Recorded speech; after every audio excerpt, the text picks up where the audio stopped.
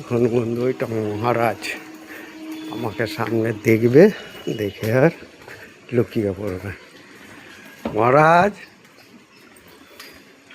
কি কব বাবা, আছো না আমার কাছে? আছো, আসো আসো আছো, কোথায় যাচ্ছ? আসো আসো আসো আসো আসো আসো আসো। আচ্ছা ঠিক আছে, আমি যাব না, আসো আসো আসো আসো আসো, চলে আসো। বেরু যাবে তো? আসো, বেরোতে যাবে না?